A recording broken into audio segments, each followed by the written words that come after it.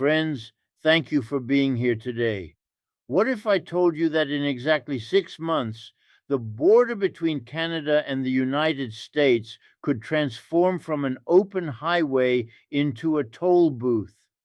What if the very foundation of North American trade, the invisible architecture that has allowed goods, capital, and resources to flow freely for decades, is about to snap?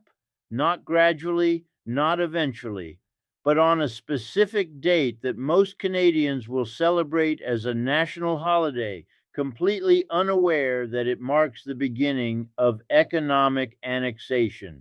July 1st, 2026, Canada Day. For millions, it's fireworks and barbecues. For those paying attention, it's D-Day. Let me give you a number that will help you understand the scale of what we're discussing.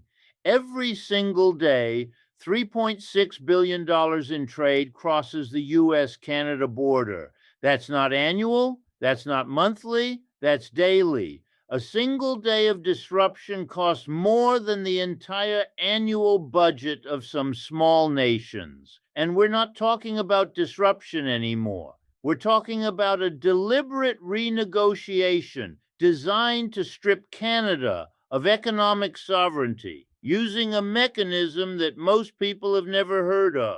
A weapon hidden in plain sight inside the USMCA trade agreement itself. This is not speculation, this is mathematical reality. The United States Trade Representative has officially opened public consultations for the July 1st USMCA review. The language isn't about renewal, it's about renegotiation, and the targets are already identified: Canada's dairy sector, the auto industry, and our digital tax policies. The U.S. is treating this review not as a formality, but as a leverage point to force concessions. The threat isn't subtle, it's explicit.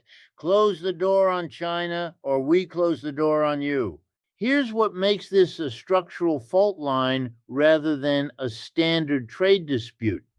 This isn't about tariffs that can be negotiated away or minor adjustments to quotas. This is about a self destruct mechanism built directly into the trade agreement that governs 75% of Canada's exports.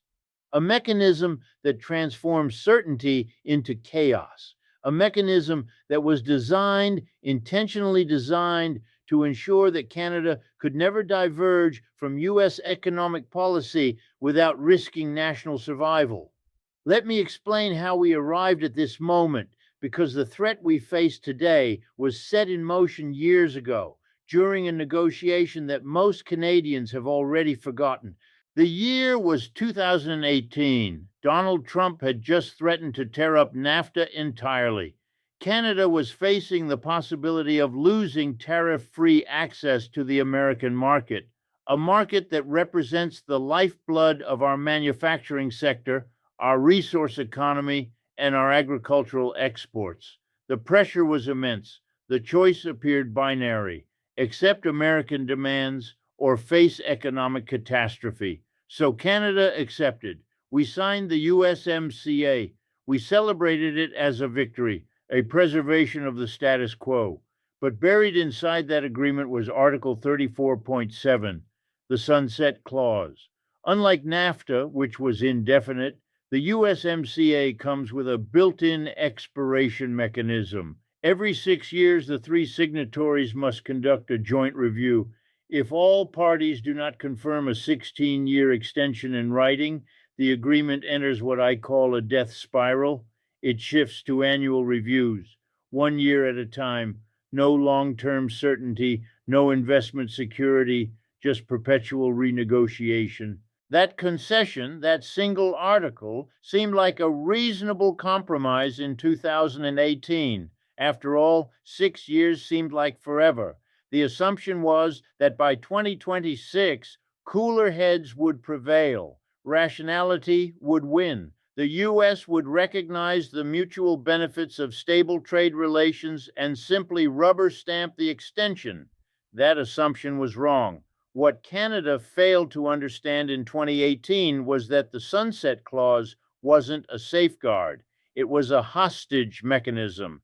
It ensures that every 6 years, Canada must return to the negotiating table, not as an equal partner, but as a supplicant. It gives the United States permanent leverage to extract new concessions, to punish policies it dislikes, to reshape Canadian economic decisions to align with American interests. The review isn't a formality, it's a reckoning, and that reckoning is now 6 months away. Here's how the mechanism works and why it's so devastatingly effective. Think of it like a mortgage, but one where the terms reset every 6 years. Imagine you own a home. You've built your life around the assumption that your mortgage payment is stable. You've made long term plans, your children's education, your retirement savings, your business investments. Now imagine that every 6 years, the bank can demand renegotiation. They can increase the interest rate. They can change the terms. They can threaten to call the loan entirely unless you accept their conditions. Would you renovate that house? Would you build an addition? Would you invest in its future? Or would you live in a state of perpetual uncertainty, unable to make any decision that extends beyond the next review? That's the position Canadian businesses are in right now, and the impact is already visible. No automotive manufacturer is going to build a $5 billion battery plant in Windsor, Ontario, if the trade rules governing that plant might vanish in 12 months. No investor is going to finance a multi-year infrastructure project when the commercial assumptions could be rewritten at Washington's discretion. The threat of non-renewal is as economically damaging as the act itself. It creates what economists call an investment chill, a freeze in long-term capital allocation that slowly strangles growth. This is the genius of the weapon. The U.S. doesn't have to withdraw from the USMCA to achieve its objectives. It merely has to threaten withdrawal. The uncertainty alone accomplishes the goal. But let's be specific about what the United States actually wants, because the objectives aren't hidden. They've been stated publicly in consultation documents and leaked negotiating positions. The U.S. is demanding three primary concessions, and each one represents a direct assault on Canadian sovereignty. First, dairy market access again. The U.S. dairy lobby has been relentless in its demand for greater access to the Canadian market. They want the supply management system dismantled. They want Canadian consumers buying American milk, American cheese, American butter. Never mind that Canadian farmers have built their businesses around a system designed to ensure stability and food security. Never mind that the U.S. already won significant concessions in the original USMCA negotiation. They want more, and the Sunset Review gives them the leverage to demand it. Second, tighter rules of origin for automobiles. The U.S. wants to force more automotive production onto American soil. They want to rewrite the percentage requirements for North American content in ways that effectively mandate US-based manufacturing. The goal is transparent: gut Ontario's auto sector and relocate those jobs to Michigan, Ohio, and Tennessee. For an industry that represents hundreds of thousands of Canadian jobs and accounts for nearly 15% of Ontario's GDP, this isn't a trade adjustment, it's an execution. Third, the digital services tax. Canada implemented a tax on revenue generated by large digital corporations, primarily American tech giants like Google, Meta, and Amazon. It's a tax designed to ensure that companies profiting massively from Canadian users contribute to Canadian public finances. The U.S. views this as an attack on American innovation. They're demanding its repeal as a condition for USMCA renewal. In other words, Canada must surrender its right to tax foreign corporations operating in Canadian markets or face economic warfare. These aren't requests, they're ultimatums. And here's what makes this moment uniquely dangerous. The United States isn't operating in isolation. They're responding to a larger structural shift in the global economy, one that positions Canada as collateral damage in a conflict we didn't choose and can't control. The shift is this: Chinese industrial overcapacity is flooding global markets with cheap goods: steel, aluminum, electric vehicles, solar panels. The scale is staggering, and it's creating political panic in Washington. The American narrative is that China is using Mexico and Canada as Trojan horses, backdoors to circumvent U.S. tariffs and dump products into the American market tariff-free under USMCA rules. Is the accusation true? In some cases, yes. Chinese companies are establishing assembly operations in Mexico to take advantage of USMCA access. Are Canadian imports of Chinese aluminum or steel being re-exported to the US? In certain sectors, the data suggests it's happening. But here's the critical point: Canada didn't create this problem. We're not the architects of Chinese industrial policy. We're not responsible for overcapacity in Shenzhen or Guangdong. Yet we're being told to pay the price. We're being told to align our tariffs, our trade policies, and our entire economic framework with American protectionism, or lose access to the market that represents our economic survival. This is what I mean by economic annexation.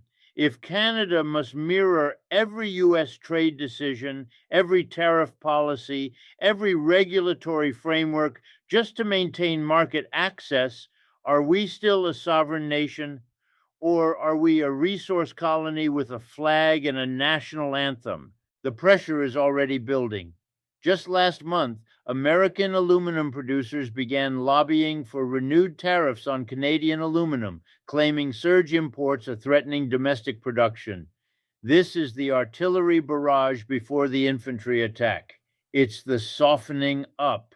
The real assault comes in July, when the formal review begins and the United States presents its list of demands. Friends, we are watching the architecture of North American trade being dismantled in real time, and the canaries in the coal mine are already dying. Let me show you the forensic evidence that proves this crisis isn't theoretical. It's already unfolding. We're going to look at 3 specific indicators that reveal the rot beneath the surface, 3 signals that the investment community is reading, even if the general public remains asleep. Canary number 1, the aluminum sector. In December 2025, the Aluminum Association in the United States filed a petition demanding that the Commerce Department investigate Canadian aluminum imports under Section 232, the National Security Provision, the same provision Trump used in 2018 to justify steel and aluminum tariffs. The accusation is that Canadian imports have surged, threatening American production capacity. But here's what the data actually shows. Canadian aluminum exports to the US have remained relatively stable. What changed is that Chinese aluminum production exploded, global prices collapsed, and American producers need a scapegoat. Canada is that scapegoat. The petition isn't about security, it's about creating justification for tariffs that will be weaponized during the July review. It's about establishing precedent. If aluminum gets hit with 25% tariffs before the USMCA review even begins, what do you think happens to autos, to steel, to lumber? The precedent becomes the policy. Canary number 2, the automotive supply chain. Major manufacturers, Ford, GM, Stellantis, are already conducting internal reviews of their North American production footprints. They're running scenarios. What happens if rules of origin requirements jump from 75% to 85% North American content? What happens if the definition of North American gets redefined to exclude certain Mexican components or Canadian parts? The answers to those questions determine whether plants in Ontario survive or shutter. And here's the invisible damage: those scenario planning exercises have already frozen new investment. Projects that would have been greenlit 18 months ago are now on indefinite hold. The capital isn't flowing to Canada anymore. It's flowing to locations with policy certainty. The investment chill isn't coming, it's here. Canary number three, the bond market response. This one requires us to look at something most people ignore: the spread between Canadian and US government bond yields. In a normal environment, Canadian bonds trade at a small premium to US Treasuries, reflecting our slightly higher risk profile and smaller market size. But watch what happens when trade uncertainty spikes. That spread widens. Investors demand higher yields to hold Canadian debt because they're pricing in economic disruption risk. In the last quarter of 2025, as USMCA review headlines intensified, the spread widened by 15 basis points. That might sound trivial, but 15 basis points on Canada's national debt represents hundreds of millions of dollars in additional annual interest costs. The bond market, the vigilantes, as we call them, are already pricing in damage. They see what's coming, and they're charging Canada a premium for the privilege of uncertainty. These aren't abstract indicators. These are concrete, measurable signs that the system is fracturing. The question isn't whether the July review will create damage. The damage has already begun. The question is how severe the final impact will be. Now, let me connect the dots, because what we're witnessing isn't just a trade dispute. It's the convergence of three massive structural forces hitting simultaneously, creating what I call a trifecta of vulnerability. Force number one, American protectionism. This isn't a Trump phenomenon, though he certainly accelerated it. This is a bipartisan consensus in Washington that free trade was a mistake, that globalization hollowed out the American middle class, and that the solution is tariffs, reshoring, and economic nationalism. The ideology has shifted. Both Democrats and Republicans now compete over who can be tougher on trade, who can bring more jobs back to America, who can punish countries that run trade surpluses with the United States. Canada runs a trade surplus with the US. We are, by definition, a target. And unlike Mexico, which can offer cheap labor, or Asia, which offers massive consumer markets, Canada's leverage is limited. We offer resources and proximity. That's it. And resources can be extracted through coercion rather than cooperation. Force number two, Chinese industrial overcapacity. China built production capacity designed to serve domestic demand that never fully materialized. Now they have factories churning out steel, aluminum, solar panels, electric vehicles, and consumer goods at volumes that exceed global consumption. They need export markets. They need to dump this production somewhere to keep their economy afloat and their workforce employed. North America is the prize market. Wealthy consumers, massive demand, minimal trade barriers under existing agreements. So Chinese companies are routing products through Mexico, through Canada, through any available channel to access American buyers. This isn't a conspiracy, it's basic economics, but it puts Canada in an impossible position. We're accused of being complicit in Chinese circumvention, even when we're simply trading with a major global economy. The US wants us to choose China or America. There is no third option. Force number 3, the sunset clock, July 1st, 2026. The date is fixed. The mechanism is automatic. The review happens whether Canada wants it or not, whether we're prepared or not, whether the political environment is favorable or not. This isn't like a standard negotiation where timing can be controlled. The clock is ticking, and it creates artificial urgency that favors the stronger party.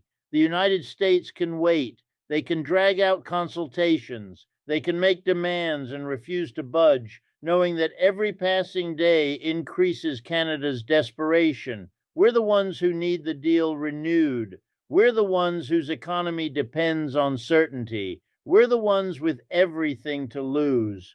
Three forces, all converging, all hitting at once.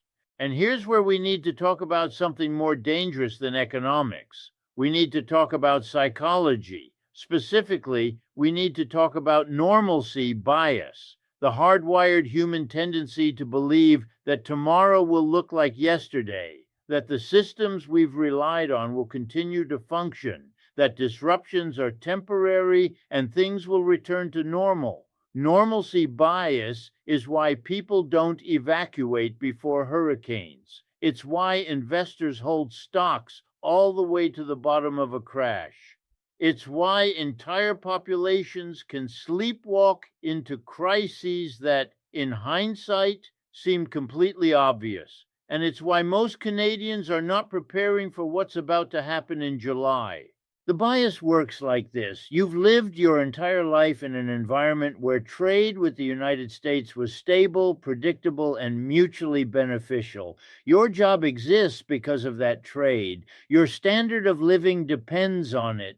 The products you buy, the services you use, the infrastructure around you, all built on the assumption of open borders and tariff-free commerce.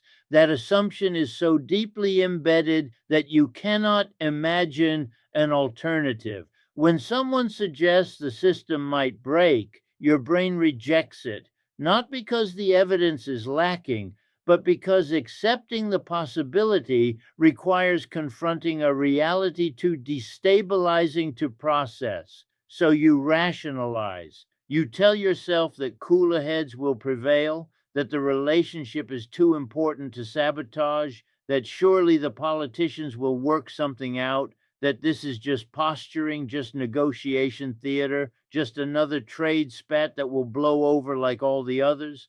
Friends, I need you to hear this. That assumption is lethal. The people making decisions in Washington are not operating under the same assumptions you are. They're not interested in preserving the status quo. They're interested in reshaping it to American advantage. They view the July review not as a threat to stability, but as an opportunity for leverage. They've done the math. They know Canada needs the USMCA more than America does. They know we have no viable alternative markets. They know our economy is concentrated, our exports are dependent, and our negotiating position is weak, and they're going to exploit that weakness methodically. Here's the other psychological trap we need to address: the money illusion. This is the cognitive error where people confuse nominal values with real values, where you focus on the number in your bank account rather than what that number can actually purchase. Let me make this concrete. Imagine the USMCA review results in new tariffs, say 15% on Canadian automotive parts. Your job doesn't disappear immediately. The factory doesn't close overnight, but margins compress, orders decline. Your employer freezes wages to absorb the tariff costs. Meanwhile, the Canadian dollar weakens because investors flee uncertainty. Suddenly, everything you import, which is almost everything, gets more expensive. Your grocery bill climbs. Your heating costs spike. Your fuel prices jump. On paper, you still have the same salary. The number hasn't changed, but your purchasing power has evaporated. You're poorer, but the money illusion prevents you from recognizing it because the nominal figure looks identical. This is how economic crises destroy wealth. While people convince themselves nothing has changed, The numbers lie. The prices tell the truth. So what do you do? How do you prepare for a scenario where the trade architecture that has defined Canadian prosperity for 3 decades might fracture? This is where we arrive at the binary choice, the decision that separates those who adapt from those who are swept away. And the choice is this: do you own assets or do you own claims on assets? Let me explain the difference, because it's the most important financial distinction you can understand right now. A claim on an asset is a piece of paper that promises you access to value: a stock certificate, a bond, an ETF, a mutual fund, a pension statement. These are not wealth. These are promises that wealth exists somewhere, managed by someone, and that you'll be able to access it when you need it. Those promises are only as good as the system that enforces them. When trade relationships collapse, when currencies fluctuate violently, when political relationships sour, the value of those claims can vaporize. An asset is something tangible, something real, something that exists independent of promises and paper: land, commodities, precious metals, physical goods that hold value because of their inherent utility or scarcity, not because a government or corporation says they do. Gold, silver. These aren't investments in the traditional sense. They're insurance. They're stepping out of the line of fire. They're stepping out of the line of fire. When trade systems break, when currencies weaken, when political relationships deteriorate, gold doesn't care. Silver doesn't care. They hold value because human beings have recognized their worth for 5,000 years across every civilization, every empire, every monetary system that has ever existed. They are the ultimate hedge against what I call the reset, the moment when paper promises are tested against physical reality. And we are approaching that moment faster than most people realize. Let me be absolutely clear about what I'm not saying. I'm not suggesting you liquidate everything tomorrow and bury gold bars in your backyard. I'm not advocating for panic. What I am advocating for is a rational assessment of risk and a proportional response. If there is even a 20% probability that the July USMCA review results in significant trade disruption, new tariffs, investment flight, currency depreciation, then holding some portion of your wealth in assets that are insulated from that disruption is not paranoia, it's prudence. Think of it as portfolio insurance. You insure your house against fire, even though the probability of your house burning down is less than 1%. Why? Because the downside is catastrophic. The same logic applies here. The probability of severe USMCA disruption might be relatively low, but the consequences are severe enough that protection is justified. So, what does that protection look like in practical terms?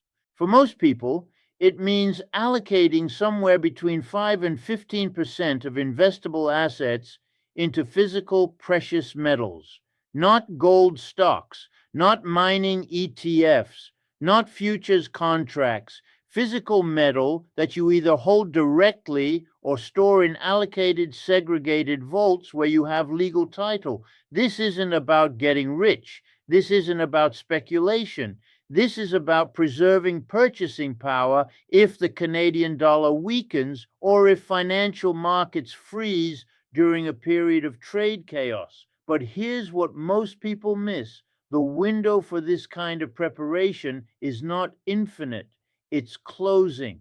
And it's closing because of a specific dynamic that happens during every crisis. In the early stages of a crisis, when the warning signs are visible, but the damage hasn't materialized, people don't act. Normalcy bias prevents them. They wait for confirmation. They wait for someone to tell them it's okay to worry. They wait for the crisis to become undeniable. But by the time the crisis is undeniable, the opportunity to prepare has evaporated. Prices spike, Liquidity vanishes. Everyone tries to exit through the same door simultaneously. The people who prepared early pay reasonable prices and have options. The people who waited pay panic prices and have none. We are in the early stage right now. The USMCA review is scheduled. The negotiating positions are becoming clear. The economic indicators are flashing warning signs, but the crisis hasn't hit the evening news. The bank economists aren't panicking yet. The politicians are still speaking in reassuring tones about the strength of the Canada US relationship. This is the window. This is when preparation is still possible at reasonable cost. 6 months from now, if tariffs are announced, if investment freezes, if the Canadian dollar is in free fall, what do you think happens to the price of gold? What do you think happens to availability? What do you think happens when everyone realizes simultaneously that they should have prepared? History favors the prepared, and history punishes those who wait for permission to act. Now, let me address the elephant in the room because I know what some of you are thinking. You're thinking, this sounds alarmist. Surely Canada and the United States will work something out. Surely the relationship is too important, too intertwined, too mutually beneficial to allow serious disruption. And you're not wrong to think that. The Canada US relationship is indeed deeply important. Our economies are integrated at levels that would be painful to unwind. American states along the border depend on Canadian trade. Canadian provinces depend on American markets. The relationship has survived tensions before, softwood lumber disputes, pipeline controversies, periodic trade friction. It has always recovered. But here's what's different this time. The nature of American politics has fundamentally changed. The bipartisan consensus that supported free trade, that valued alliance relationships, that saw Canada as a trusted partner, that consensus has collapsed. It has been replaced by a transactional worldview where every relationship is measured by immediate economic benefit, where loyalty is irrelevant, and where leverage is the only currency that matters. This isn't about Trump, though his presidency accelerated the shift. This is about a deeper transformation in American political culture. Both parties are now competing over who can be more protectionist, who can bring more manufacturing back to American soil, who can punish trade partners more aggressively. The incentive structure has changed. There are no longer political rewards in Washington for maintaining stable, cooperative trade relationships. The rewards come from disruption, from confrontation, from being seen as tough. Canada is learning what Mexico learned, what Europe learned, what China learned. America's trade relationships are no longer partnerships, they are hierarchies. And in a hierarchy, the subordinate does not negotiate, the subordinate complies or suffers consequences.